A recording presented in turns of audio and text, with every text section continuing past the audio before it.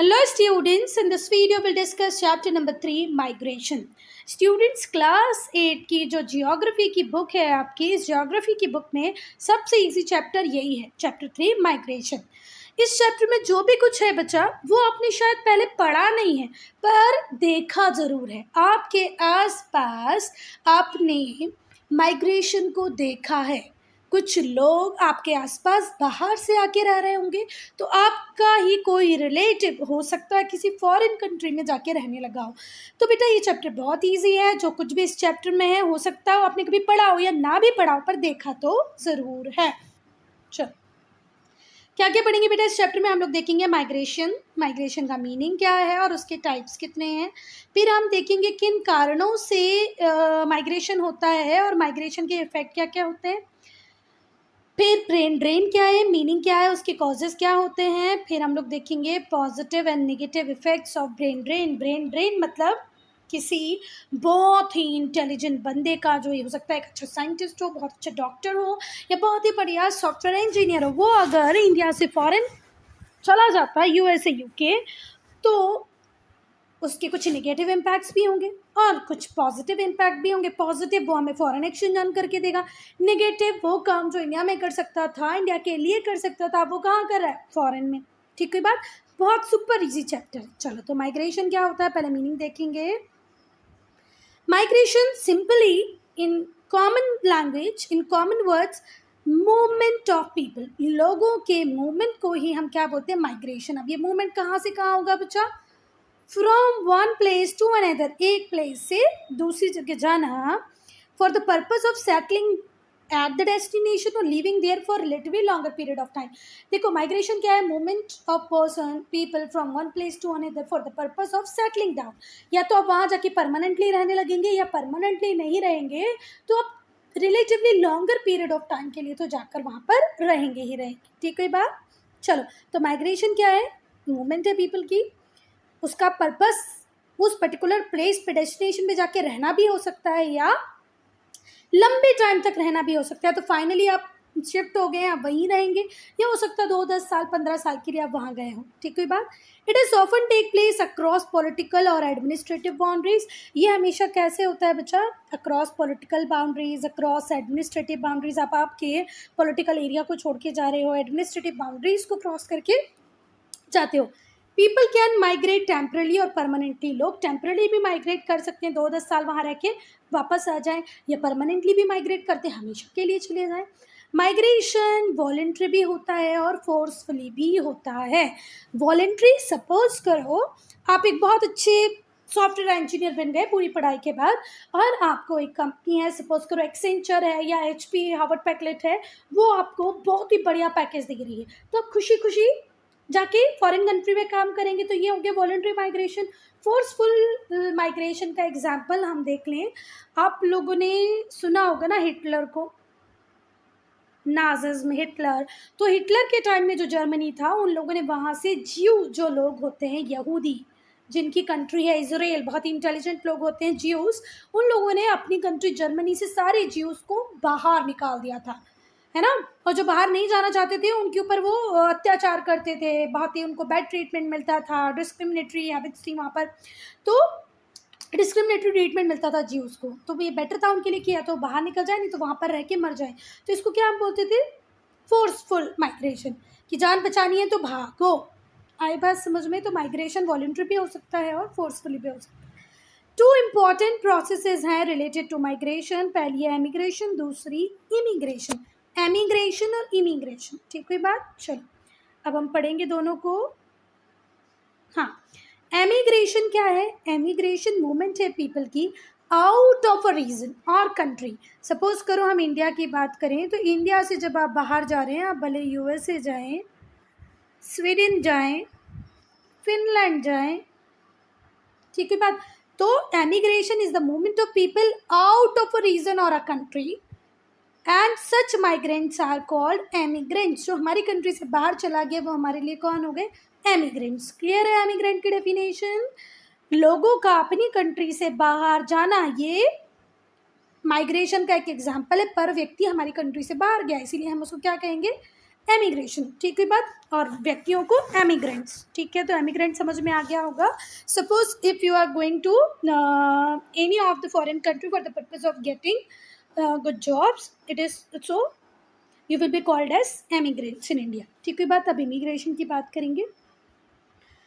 Immigration क्या है? Immigration भी मूवमेंट है लोगों की, ये माइग्रेशन का एक टाइप है, मतलब इसमें भी लोग मूव करेंगे इन टू अ रीजन और a country, in to a region और अ कंट्री। अब हो सकता है इंडिया में चाइना से कोई व्यक्ति आके रहने लगे, पाकिस्तान से आके कोई व्यक्ति रहने लगे, या बांग्लादेश से कोई व्यक्ति रहने लगे।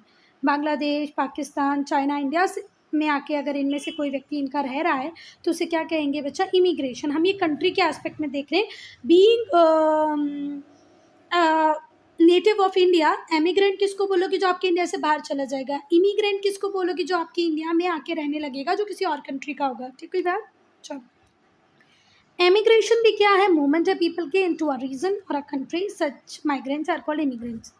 The place where the people are moving in, that is the destination and is called receiving country. देखो बेटा, आप सपोज करो मैं रश्मि यहाँ से गई, मैं कहाँ जाऊँ? मैं मालदीव चली जाती हूँ, ठीक है बात। तो मैं यहाँ से मालदीव्स गई, तो डेस्टिनेशन कंट्री कौन सी है? डेस्टिनेशन कौन सा है मेरा? मालदीव्स।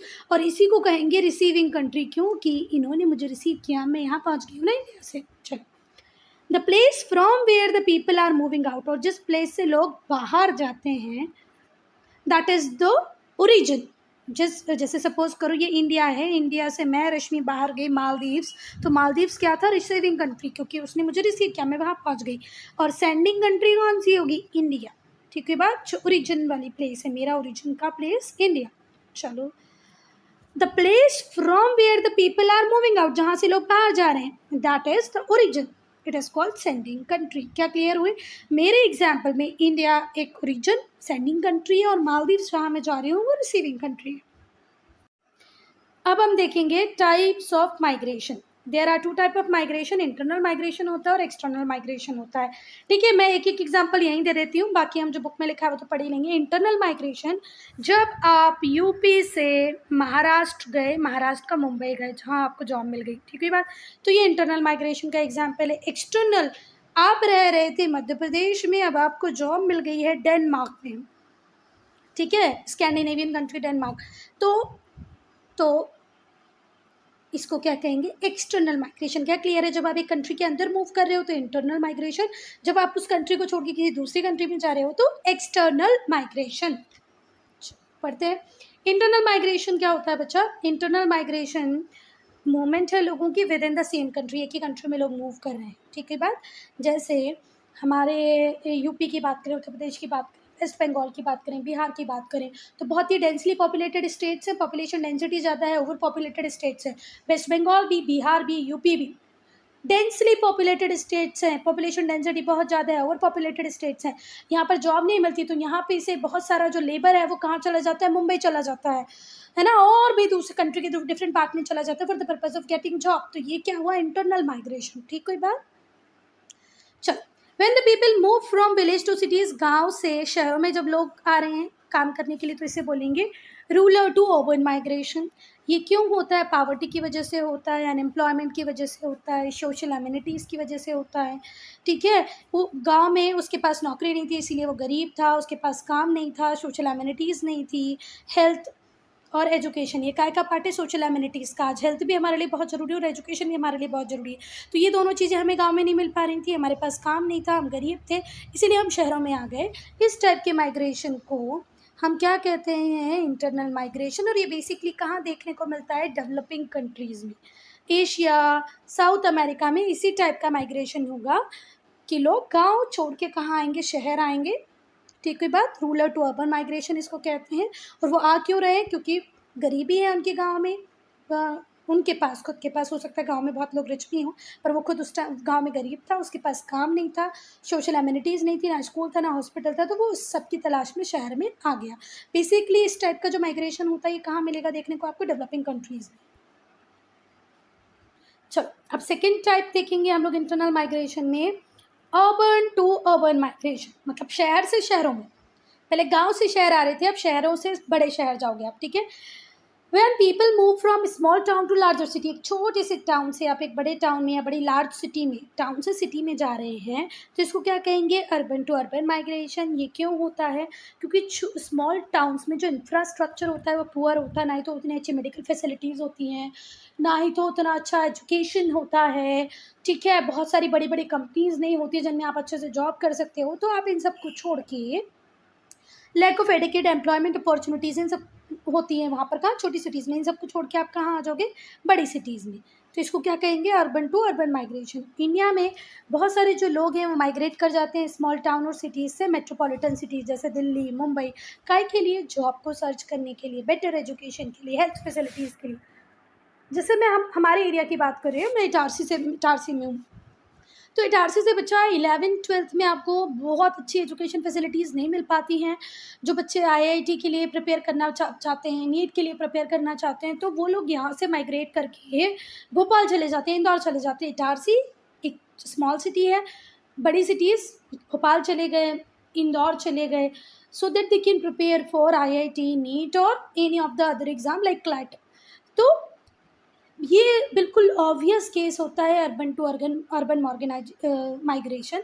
स्मॉल सिटीज़ में उतना ज़्यादा एजुकेशन सेक्टर डेवलप नहीं है, ठीक है बात। इस वजह से बच्चों को बाहर जाना ही पड़ता है पढ़ने के लिए, और फैक्ट्रीज़ नहीं है, बड़ी बड़ी कंपनीज़ नहीं हैं, जॉब अपॉर्चुनिटीज़ प्रॉपर नहीं मिलती, इसलिए भी लोग बाहर चले जाते हैं। आप देखते हैं जब लोग एक विलेज से दूसरे में जाते हैं तो इसे रूरल टू रूरल माइग्रेशन करते हैं, एक गांव छोड़ के दूसरे गांव में चले गए। ये क्यों होता है, क्योंकि कुछ विलेजेस बहुत ओवर क्राउडेड होते हैं और कुछ में बहुत कम पॉपुलेशन होती है। देखो, जहाँ पर भी फर्टाइल लैंड है, इरिगेशन फैसिलिटीज़ ज़्यादा है, तो लोग सोचेंगे नहीं यार चलो यहाँ पर हम लोग इतने परेशानी से रह रहे थे, चलते हैं कहीं पर ईजी लाइफ हो जाएगी हमारी।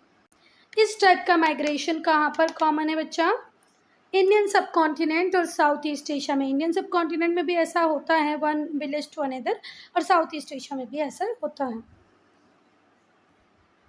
आप देखो कई बार ऐसा भी होता है कि जो लोग होते हैं वो सिटीज़ से विलेजेस में माइग्रेट कर जाते हैं, सब अर्बन एरियाज़ में माइग्रेट कर जाते हैं, और इसे हम बोलते हैं अर्बन टू रूरल माइग्रेशन। शहरों से लोग गाँव की तरफ जा रहे हैं। जब लोग मूव करें सिटीज़ से विलेजेस की तरफ या किसी सब अर्बन एरिया की तरफ, इसे ही हम बोलते हैं अर्बन टू रूरल माइग्रेशन। ये कहाँ होता है बच्चा, कुछ सिटीज़ में होता है जो बहुत ज़्यादा ओवर पॉपुलेटेड हो गई हैं, इससे घरों की कमी आ रही है, ट्रैफिक कंजेशन बहुत ज़्यादा है, पोल्यूशन बहुत ज़्यादा हो रहा है। तो वो लोग जिन पर हेल्थ इश्यूज़ होते हैं या जो पीसफुल एनवायरनमेंट चाहते हैं वो उस जगह को छोड़ के आउटर स्कर्ट्स में, सिटी के बाहर चले जाते हैं। People refer to move out from this city and settle in suburban और रूरल एरियाज़। लोग वहाँ से जाके सब अर्बन एरियाज़ में, रूरल एरियाज़ में जाके शिफ्ट कर जाएंगे जहाँ पर लिविंग कंडीशन बेटर हो। मुंबई, संघाई, लंदन ये एग्जाम्पल है मेट्रोपॉलिटन सिटीज़ के, वे thousands of people commute to work from surrounding suburban areas. अब मैं बात करूँ मुंबई की, शंघाई की, लंदन की, तो ये कुछ ऐसे ही मेट्रोपॉलिटन सिटी है जहाँ पर हज़ारों लोग काम करने के लिए आ जाते हैं, कहाँ से, सब अर्बन एरियाज से। चलो, अब बेटा कई बार ऐसा भी होता है कि हम कई बार पॉलिटिक्स से परेशान हो जाते हैं, पॉलिटिकल अनरेस्ट जो हो रहा है। जैसे आज के पाकिस्तान की अगर हम बात करें, श्रीलंका की आज से 6 महीने पहले 6 महीने पहले श्रीलंका की जो कंडीशन थी, आज भी कोई अच्छी कंडीशन नहीं है श्रीलंका की। अगर हम करंट इस वीक की, इस मंथ की बात करें पाकिस्तान की कंडीशन की, ठीक है बात, हमारे दोनों neighbour, Sri Lanka already bankrupt country बन गया था, है ना, जिसको कुछ एड हमने दी, कुछ दूसरी कंट्रीज़ ने दी, और समहाउ वो मैनेज कर रहे हैं। टिल डेट कुछ भी अच्छा श्रीलंका में नहीं चल रहा है। दूसरी बात, पाकिस्तान की बात करें तो लास्ट मंथ से जब से इमरान खान को पुलिस ने अरेस्ट किया है, अरेस्ट हुआ है इमरान खान, पुलिस ही अरेस्ट करती है बेटा, कैसी बात की मैंने ये। जब से इमरान खान अरेस्ट हुए तब से वहाँ पर भी सोशल अनरेस्ट चल रहा है। तो कुछ लोग जो बहुत ज़्यादा फोकस करना चाहते हैं अपने काम पे, अपनी लाइफ को थोड़ा सा अच्छा बनाना चाहते हैं, वो ऐसे एनवायरनमेंट में नहीं रहना चाहते। तो कई बार ऐसा भी होता है कि पॉलिटिकल अनरेस्ट की वजह से कुछ लोग उस पर्टिकुलर एरिया को छोड़ के कहीं और शिफ्ट कर जाते हैं। अब जैसे अभी पाकिस्तान की तो कंडीशन इतनी ख़राब है कि मिलिट्री कंटोनमेंट एरियाज़ पे भी बॉम्बार्डिंग हो रही है, लोग बड़े बड़े कर्नल, मार्शल के घरों पे भी वो हमला बोल रहे हैं। तो ऐसी कंडीशन में हर व्यक्ति चाहेगा यार कि मैं अपने बच्चों को, अपनी फैमिली को एक पीसफुल एनवायरनमेंट दूँ, तो वो वहाँ से निकल जाते हैं। तो कई बार पॉलिटिकल अनरेस्ट किसी पर्टिकुलर रीज़न में होता है, इस वजह से भी लोग वहाँ से मूव कर जाते हैं और किसी और कंट्री में रहने लग जाते हैं। इसे कहते हैं forced migration. The emigration of many people from Kashmir to different parts of India is a suitable example. Kashmir से भी बहुत सारे लोग इंडिया के डिफरेंट डिफरेंट पार्ट में जाके रहने लगे, क्योंकि कश्मीर में अनरेस्ट है बेटा। ठीक है, अभी तो मैं कहूँगी इस बात को कि बीजेपी गवर्नमेंट या नरेंद्र मोदी की गवर्नमेंट की आने के बाद बहुत कुछ वहाँ पर अच्छा हुआ, और आने वाले टाइम में हम और एक्सपेक्ट कर सकते हैं कि अच्छा होगा। पर पहले तो वहाँ पर कुछ भी बहुत अच्छा नहीं था। अब तो 370 नहीं है वहाँ पर, पत्थरबाजी कभी भी होने लगती थी, टेररिस्ट वहाँ पर रहने लगते थे। तो वहाँ के जो लोग थे वो पीस के लिए इंडिया के डिफरेंट पार्ट में सेटल हो गए। तो ये किसका एग्जाम्पल हो जाएगा आपको? पॉलिटिकल अनरेस्ट का एग्जाम्पल हो जाएगा। पर करंट पाकिस्तान की सिचुएशन भी सेम ही है, इससे भी बदतर है। चलो, कुछ लोग मूव आउट कर जाते हैं from an area in the after math of natural disaster. कहीं वॉल्केनिक एरप्शन हो गया, अर्थक्वेक आ गया, फ्लड आ गई, साइक्लोन आ गया, तो उस अगर वॉल्केनिक एरप्शन हुआ या अर्थक्वेक आया, सुनामी ने सब कुछ ख़त्म कर दिया है, तो टाइम बिंग लोग वहाँ से शिफ्ट करके कहीं और चले जाते हैं जब तक कि इंफ्रास्ट्रक्चर वापस से रेडी हो। इसको हम बोलते हैं शॉर्ट टर्म माइग्रेशन। ठीक है बात। अब बेटा इस बात को ध्यान रखना, यहाँ पर जो मैंने पाकिस्तान का एग्जाम्पल दिया या जो श्रीलंका का एग्जाम्पल दिया, वो आपको इंटरनल माइग्रेशन में लिखना नहीं है, वो मैंने आपको एग्जाम्पल समझाने के लिए दिया। इंटरनल माइग्रेशन में तो आप यही लिखोगे कि एमपी में अगर कोई पॉलिटिकल अनरेस्ट हो गया तो व्यक्ति यूपी में चला जाएगा। ठीक है, यूपी में अगर बहुत ज़्यादा पॉलिटिकल अनरेस्ट है, लॉ एंड ऑर्डर मेंटेन नहीं है, तो व्यक्ति बिहार या वेस्ट बंगाल चला जाएगा, क्योंकि इस हेडिंग को हमने इंटरनल माइग्रेशन के अंदर पढ़ा है। ठीक है बात। पर बेस्ट एग्जाम्पल है ये आपको समझाने के लिए पॉलिटिकल अनरेस्ट, क्योंकि यहाँ पर अभी क्या होने वाला है, ऐसे लगता है कि अगर नई सिचुएशन संभली तो मिलिट्री कूप होगा। एक्सटर्नल माइग्रेशन को ही इंटरनेशनल माइग्रेशन कहते हैं। अब हम इसको पढ़ेंगे। जो एक्सटर्नल माइग्रेशन होता है वो भी लोगों की मूवमेंट ही होती है, पर यहाँ पर एक कंडीशन बदल जाती है कि कंट्रीज़ का चेंज आ जाता है। अच्छा, from one country to another. अभी हम यूपी से बिहार जा रहे थे, बिहार से वेस्ट बंगाल जा रहे थे, पर अब हम इंडिया से नेपाल जा सकते हैं, भूटान जा सकते हैं, चाइना जा सकते हैं, जबकि हम इनमें से किसी जगह ज़्यादा जाते नहीं। हम लोग जाते हैं यूके, यूएसए, है ना। अच्छा, तो एक्सटर्नल माइग्रेशन मूवमेंट होती है लोगों की एक कंट्री से दूसरी कंट्री। इसके डिफरेंट टाइप हो सकते हैं। जब लोग एमिग्रेट करें from their home country with the legal permission of the receiving country is called legal migration. देखो, मैक्सिमम जो माइग्रेशन होता है वो लीगल माइग्रेशन ही होता है, लीगल परमिशन से ही होता है। जब लोग एमिग्रेट करें, मतलब हमारी कंट्री से किसी दूसरी कंट्री में जाएं, है ना, लीगल परमिशन लेके, तो उसे क्या कहते हैं? Legal migration. जैसे बहुत सारे जो लोग हैं साउथ एशियन कंट्रीज से यूके, यूएसए चले जाते हैं, कनाडा, ऑस्ट्रेलिया। हाँ, कनाडा भी बहुत जाते हैं, और हमारे स्टेट पंजाब से तो बहुत ही ज़्यादा लोग कहाँ जाते हैं? कनाडा।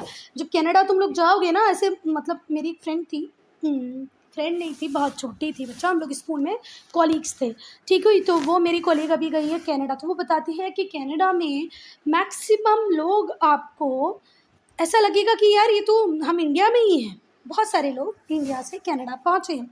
ऑस्ट्रेलिया, मिडिल ईस्ट काहे के लिए जाते हैं? बेटर एम्प्लॉयमेंट के लिए, बेटर एम्प्लॉयमेंट प्रोस्पेक्ट के लिए, और हायर स्टैंडर्ड ऑफ लिविंग के लिए। ठीक है बात। ये लीगल माइग्रेशन है। वो काहे के लिए गई है? वो हायर एजुकेशन के लिए गई है।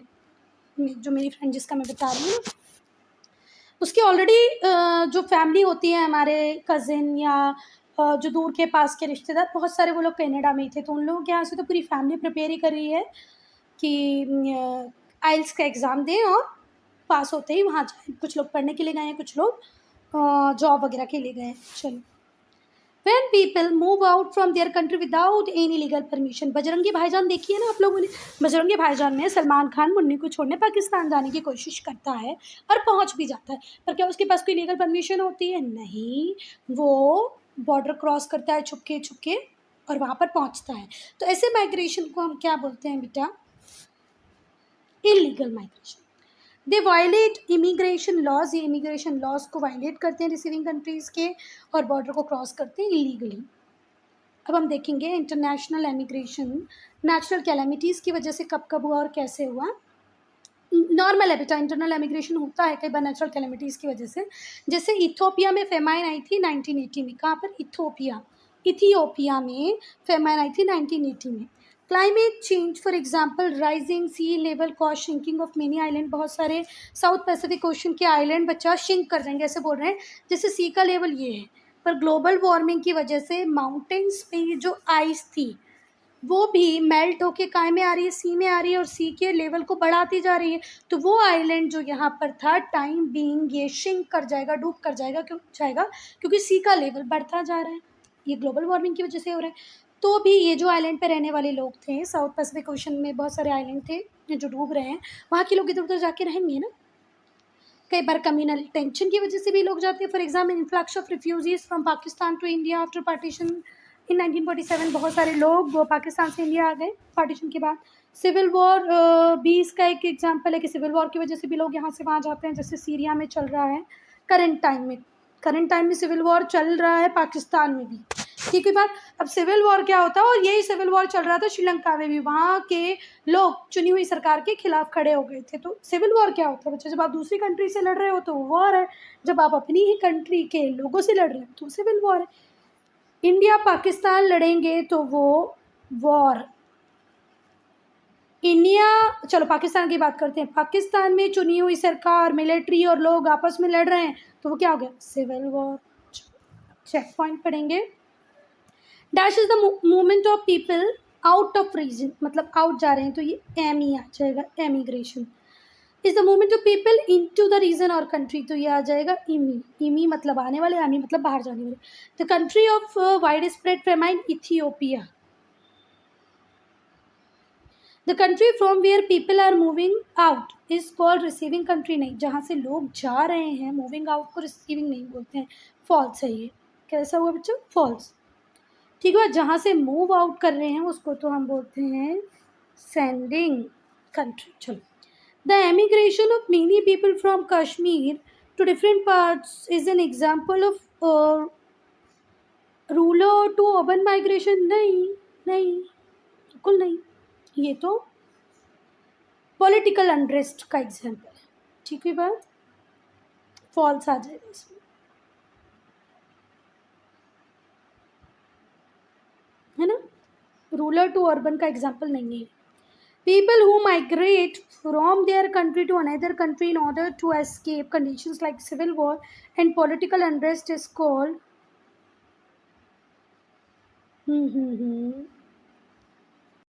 is called refugee। एक मूवी भी है ना अभिषेक बच्चन और करीना कपूर की, कर तुम लोगों ने नहीं देखी होगी, बहुत पुरानी है, जो शायद अभिषेक बच्चन ने की करीना कपूर इसी मूवी से इन्होंने डेब्यू किया था अपना, रिफ्यूजी। ठीक है बात। चलो, तो रिफ्यूजी क्या होता है? जब लोग एमिग्रेट कर जाएं एक कंट्री से दूसरी कंट्री में, पॉलिटिकल अनरेस्ट को अवॉइड करने के लिए, सिविल वॉर को अवॉइड करने के लिए, तो वो क्या है? रिफ्यूज। चलो अब हम देखेंगे कॉजेज ऑफ माइग्रेशन। लोग एक जगह से, एक रीजन से दूसरे रीजन जाते हैं बच्चा, या क्रॉस इंटरनेशनल बाउंड्रीज भी जा रहे हैं। बहुत सारे रीजन्स हो सकते हैं उनके जाने के, भले वो बिहार से यूपी जाए, यूपी से तमिलनाडु जाए, तमिलनाडु से कर्नाटका जाए, या इंडिया के बाहर चला जाए। तो बहुत सारे रीज़न हो सकते हैं जिनको हमने ग्रुप किया है दो कैटेगरीज में। एक होता है पुश फैक्टर और दूसरा होता है पुल फैक्टर। ठीक कोई बात। पुश फैक्टर्स की अगर हम बात करें तो push factor is something that encourage और forces people to move out from a region और अ कंट्री। ठीक है बात। पुश फैक्टर वो फैक्टर है जो किसी व्यक्ति को मजबूर करता है या एनकरेज करता है, साहस देता है कि भैया आप लोग यहाँ से चले ही जाएं। ठीक है बात। In case of internal migration, अगर हम इंटरनल माइग्रेशन की बात करें तो जो कॉमन पुश है, जो एक कॉमन मजबूरी है, वो है पावर्टी, गरीबी की वजह से व्यक्ति अपना घर बाहर छोड़ के बाहर काम करने जाने की सोचता है।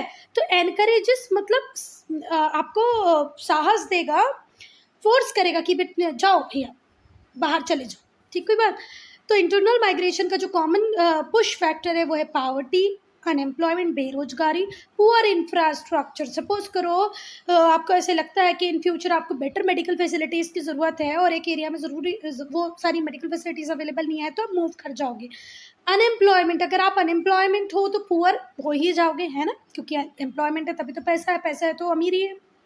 तो poverty, unemployment, poor infrastructure, social amenities ना होना, स्कूल ना होना, हेल्थ स्टेटस ना होना, हेल्थ फैसिलिटीज़ ना होना, अच्छा एजुकेशन ना होना, इन सब की वजह से हम लोग बाहर जाते हैं, इसी को बोलते हैं पुश फैक्टर। अब इंटरनेशनली की बात करें, अभी तो हमने कॉमन इंटरनल माइग्रेशन का देखा, international the push factor are over population. कई बार लोग एक कंट्री से दूसरी कंट्री इसलिए जा रहे हैं क्योंकि जिस कंट्री में वो रह रहे थे वो ओवर पॉपुलेटेड है, उस कंट्री में एम्प्लॉयमेंट अपॉर्चुनिटीज़ अवेलेबल नहीं है, स्टैंडर्ड ऑफ लिविंग बहुत लो है, और मुझे ऐसा लगता है कि नहीं यार अब तो मुझे मेरे स्टैंडर्ड ऑफ लिविंग को बढ़ाना चाहिए, इसलिए मैं किसी और कंट्री चली गई। तो ये क्या है, पुश फैक्टर है, इंटरनेशनल पुश फैक्टर। ठीक है बात।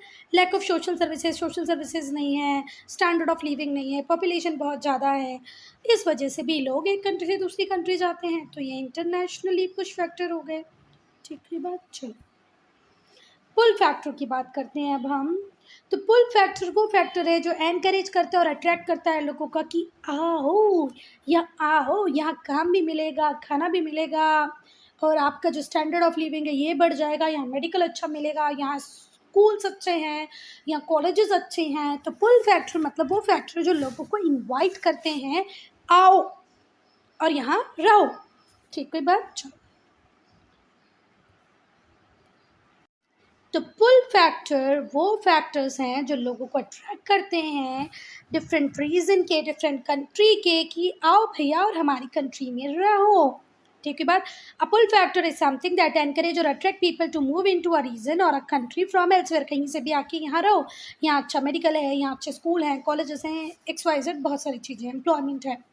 जो इम्पॉर्टेंट पुल फैक्टर है इंटरनल और एक्सटर्नल, मतलब इंटरनल और इंटरनेशनल माइग्रेशन के, वो हैं बेटर एम्प्लॉयमेंट अपॉर्चुनिटी, अच्छी जॉब्स के लिए हम कहीं भी चले जाएंगे, better infrastructure, higher standard of living, education का अच्छा एक्सेस होना, स्टेबल इकॉनमी होना, पॉलिटिकल कंडीशंस अच्छी होना, ये वो रीजंस है जिनकी वजह से इंटरनल माइग्रेशन भी होता है और एक्सटर्नल माइग्रेशन भी होता है। ठीक है बात। लोग ऐसी जगह जाना चाहते हैं जहाँ पॉलिटिकल स्टेबिलिटी हो, जहाँ स्टैंडर्ड ऑफ लिविंग हाई हो, एजुकेशन अच्छा हो। तो अगर आपकी कंट्री में या एक रीजन में ये सारी चीज़ें हैं तो लोग वहाँ पर काम करने आएंगे ही आएंगे। Some of the urban agglomeration which have attracted large number of migrant population are संघ है। अब कुछ बड़े बड़े एग्लोमेरेशंस हैं जो ऑल ओवर वर्ल्ड से लोगों को इन्वाइट करते हैं कि आओ और बेटा यहाँ आके रहो, यहाँ तुम्हें बहुत कुछ मिलेगा। ठीक है। तो पहले तो मैं आपको एग्लोमेरेशन का मीनिंग बता दूँ। तो एग्लोमेरेशन क्या होता है बच्चा, एक्चुअल में एक कॉम्बो पैक की तरह होता है। ठीक है बात। जहाँ पर बहुत सारी चीज़ें आपको एक साथ में मिल जाएगी, बेटर एम्प्लॉयमेंट भी मिल जाएंगे, स्कूल्स भी मिल जाएंगे, फिर मेडिकल फैसिलिटीज़ भी मिल जाएगी। तो अर्बन एग्लोमेरेशन बहुत सारे हैं हमारे वर्ल्ड में जो लार्ज नंबर ऑफ पीपल को इनवाइट करते हैं, अट्रैक्ट करते हैं कि आएँ और यहाँ रहें।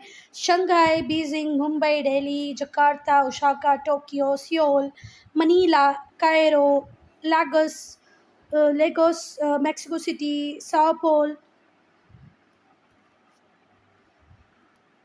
Chicago, New York, Chicago, Sao Paulo, Mexico City, Cairo, Lagos, Manila, Seoul, Osaka, Tokyo, Jakarta, Delhi, Mumbai, Beijing, Shanghai. यहाँ पर एक आपको कॉम्बिनेशन मिलेगा, हर चीज़ अच्छी मिल रही है, एम्प्लॉयमेंट भी मिल रहा है, एजुकेशन भी मिल रहा है, हेल्थ भी मिल रहा है, स्टैंडर्ड ऑफ लिविंग भी अच्छा है, तो लोग यहाँ जाके रहते हैं। अब हम देखेंगे इम्पैक्ट ऑफ माइग्रेशन। तो माइग्रेशन इंटरनल भी होता है और इंटरनेशनल भी होता है। अब इंटरनल हो या इंटरनेशनल हो, इनका एक सिग्निफिकेंट इम्पैक्ट होता है socio economic structure of society पे, सोसाइटी के सोशल स्ट्रक्चर पे, इकोनॉमिक स्ट्रक्चर पे इसका इम्पैक्ट होता है, प्रभाव पड़ता है। ठीक है। अब वो प्रभाव, वो इफेक्ट निगेटिव भी हो सकता है और पॉजिटिव भी हो सकता है। तो हम पहले पॉजिटिव इम्पैक्ट्स को पढ़ेंगे। Emigration reduces the pressure of population from the rural areas and over populated countries. तो बेटा एमिग्रेशन से पहला पॉजिटिव इम्पैक्ट तो यह होता है कि लोग जो बाहर जा रहे हैं तो इससे क्या होगा, उस पर्टिकुलर जगह की पॉपुलेशन कम होगी, भले वो कंट्री हो या कोई पर्टिकुलर प्लेस हो। वहाँ से व्यक्ति अगर कहीं और चले गए तो ऑब्वियस सी बात है क्या होगा, वहाँ की पॉपुलेशन हो जाएगी कम और कुछ लोग कहीं और जाके शांति से रह पाएंगे। सेकेंड, रूरल अर्बन माइग्रेशन में क्या होता है, इंडस्ट्रीज़ को लेबर मिल जाते हैं और लेबर को मिल जाती है जॉब। ठीक है बात।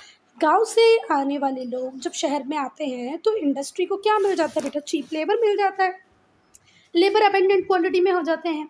Other urban services facilitating production, और दूसरी जो अर्बन सर्विसेज हैं इससे भी प्रोडक्शन को हेल्प मिलती है।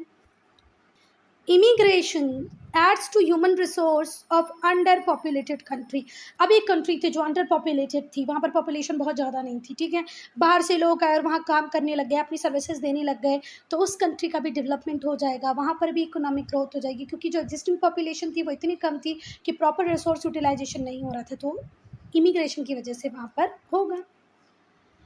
Rural communities and sending countries benefit due to the money that is sent home। देखो बेटा, अब दो एग्जाम्पल, अगर आप यूएसए में काम कर रहे हो या आप मुंबई में काम कर रहे हो, ठीक है, आपकी फैमिली, आपके मम्मी पापा अगर आज किसी गांव में ही रह रहे हैं, तो आप मुंबई से वो पैसा कहाँ भेजोगे? उस विलेज में भेजोगे। ठीक है बात, अगर आप यूएसए में काम कर रहे हैं बच्चा, तो आपकी जो फैमिली यहाँ पर है, आपके जो रिलेटिव्स यहाँ पर हैं, आप उनको पैसे भेजोगे।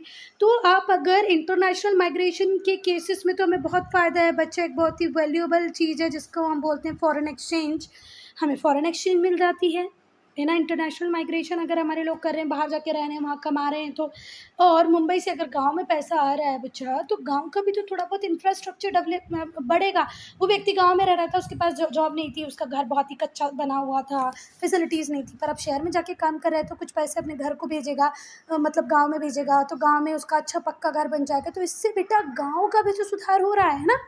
और इंटरनेशनल के केस में तो बेटा हमें सबसे इंपॉर्टेंट चीज़ मिल रही है, वो है फॉरेन एक्सचेंज। फॉरेन एक्सचेंज बहुत ही वैल्यूएबल चीज़ है, क्योंकि हम हमारी रिक्वायरमेंट के 80% पेट्रोलियम सोर्सेज, पेट्रोल डीजल ये सब क्या करते हैं बच्चा, क्रूड ऑयल इम्पोर्ट कर रहे हैं, तो उस इम्पोर्ट के पेमेंट के लिए हमें चाहिए फॉरेन एक्सचेंज। तो फॉरेन एक्सचेंज मिलना बहुत बढ़िया बात है। तो इंटरनेशनल माइग्रेशन अगर हमारे लोग बाहर जाके काम करते हैं, that is very very good, because they are going to send us foreign exchange and we are going to use that foreign exchange in the payment of import. चलो, तो रूरल कम्युनिटीज़ जो और जो सेंडिंग कंट्रीज़ होती हैं, जो rural communities हैं, जो सेंडिंग कंट्रीज़ है जहाँ से वो व्यक्ति बाहर गया है, उनको भी बेनिफिट मिलेगा, क्योंकि जो पैसा घर में आएगा उससे उनकी हाउस होल्ड इनकम बढ़ जाएगी और इकोनॉमिक डेवलपमेंट होगा। जो इमिग्रेंट्स होते हैं वो अपने कस्टम और ट्रेडिशन साथ में लेके आते हैं, जिससे कल्चरल डाइवर्सिटी बढ़ जाती है रिसीविंग कंट्रीज़ की। ठीक है बात, रिसीविंग कंट्रीज़ को क्या मिलती है? Cultural diversity. नेगेटिव इम्पैक्ट क्या होता है बच्चा? जब लार्ज स्केल पे रूरल अर्बन माइग्रेशन होता है, तो जो एग्रीकल्चर लेबर है उसकी शॉर्टेज हो जाती है। गांव में लेबर ही नहीं मिलते बच्चा जब ज़रूरत होती है। देखो, एग्रीकल्चर में भी शोइंग सीज़न में, हार्वेस्टिंग सीज़न में ज़्यादा लोगों की ज़रूरत पड़ती है, तो सारे लोग अगर शहरों में काम करने आ जाएंगे तो गाँव में कौन काम करेगा? और जो बिग सिटीज़ होती हैं वो ओवर क्राउडेड हो जाती हैं, जिससे सोशल एमिनिटीज़ पे स्ट्रेन पड़ता है, ज़ोर पड़ता है। अच्छे स्कूल्स हों, अच्छे हॉस्पिटल्स हों, अच्छी रोड्स हो, इसके लिए हमें चाहिए कि पॉपुलेशन डेंसिटी ठीक ठाक रहे। बहुत ज़्यादा बढ़ जाएगी तो स्ट्रेन आएगा सोशल एमिनिटीज़ पे। चलो, जॉब अपॉर्चुनिटीज़ जो अर्बन एरियाज़ में होती हैं, कई बार वो एडिक्वेट नहीं होती हैं, जिससे अर्बन एरियाज़ में भी अनएम्प्लॉयमेंट हो जाता है, फिर सोशल टेंशन बढ़ जाती है और क्राइम रेट बहुत ज़्यादा बढ़ जाता है। बेटा अगर आप गाँव में रहते हो तो गाँव में देखना 2-4 चीज़ों आपको थोड़ी-सी अच्छी रहेंगी। वो क्या रहेंगी? हर गाँव में एक आध गाय होती है, गाय से दूध लगा लो, आपके दूध का खर्चा बच जाता है। गाँव में बहुत बड़े-बड़े प्लॉट्स होते हैं आपके पास, वहाँ पर आप देखना हर गाँव में थोड़ी बहुत वो सब्ज़ी, लौकी, गिलकी लगा लेते हैं, है ना? कद्दू वगैरह वो घर में लगा लेते हैं, तो वेजिटेबल का पैसा थोड़ा-सा बच जाता है। गाँव में फ्रूट्स ईज़िली मिल जाते हैं। तो बात ये है कि अगर आप गाँव में रहते हो तो फिर भी आप अनएम्प्लॉयड रह के सर्वाइव कर सकते हो, पर सिटीज़ में तो आपका सर्वाइवल इम्पॉसिबल हो जाता है, और फिर इसी वजह से बढ़ती है सोशल टेंशन और क्राइम रेट इंक्रीज़ हो जाता है।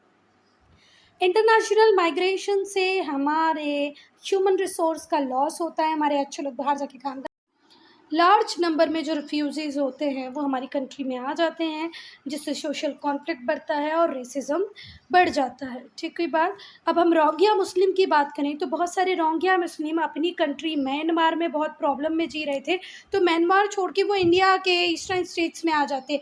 ईस्टर्न स्टेट्स में वो लोग आ जाते, तो ईस्टर्न स्टेट्स में जो ट्राइबल्स कम्युनिटीज़ रहती हैं उनको बहुत प्रॉब्लम होती, क्योंकि वो वैसे ही अनटच्ड रहना चाहती हैं, और ऊपर से दूसरी कंट्री के रिफ्यूज वहाँ आके रहेंगे तो उन्हें बहुत प्रॉब्लम होती है। चलो, check point, which of the following is not a push factor? तो पावर्टी पुश फैक्टर है, अनएम्प्लॉयमेंट है, सिविल वॉर भी है, स्टेबल इकॉनमी नहीं है। स्टेबल इकोनॉमी जहाँ होती है वहाँ पर हम रहेंगे, तो सही आंसर है डी। ठीक है बात। किस पे टिक करोगे? D. The city in Indonesia is an urban agglomeration which has attracted large number of migrants. Jakarta. ठीक है बात. Dash reduces pressure of population from rural areas to overpopulated countries. Push migration. Push migration यहाँ पर factor है क्योंकि जो pressure है population का बहुत ज़्यादा है, इस जो पर्टिकुलर एरिया है वो ओवर पॉपुलेटेड है, इससे परेशान होकर लोग बाहर जा रहे हैं, मतलब वो क्या बन रहे हैं? एमिग्रेंट्स या इमिग्रेशन। इमिग्रेशन जो है वो रिड्यूस कर देता है पॉपुलेशन के प्रेशर को। रूरल एरियाज़ में या ओवर पॉपुलेटेड कंट्री में लोग उस कंट्री से कहीं बाहर चले जाते हैं काम करने के लिए, तो वो क्या है? एमिग्रेशन। जब आपकी कंट्री से कोई बाहर जाए तो emigration. Most villages in India have poor infrastructure and few social amenities. True, बिल्कुल सही है। इंडियन विलेजेस आज तक बहुत ज़्यादा डेवलप नहीं है, पुअर इंफ्रास्ट्रक्चर है, सोशल एमिनिटीज़ भी कम है। True. Access to education is a pull factor for migration. Education लेने पुल फैक्टर हो सकता है माइग्रेशन का, हाँ हो सकता है, अच्छे एजुकेशन के लिए हम लोग बाहर जाते हैं, तो इसका आंसर आएगा ट्रू। ठीक है बात, क्योंकि better education, better job, better standard of living है ना, तो access to education pull factor होता है माइग्रेशन के लिए। इसका आंसर क्या आएगा बेटा? ट्रू, मतलब ट्रू। चलो, ब्रेन ड्रेन हम पढ़ेंगे बेटा पार्ट 2 में। ठीक है बात।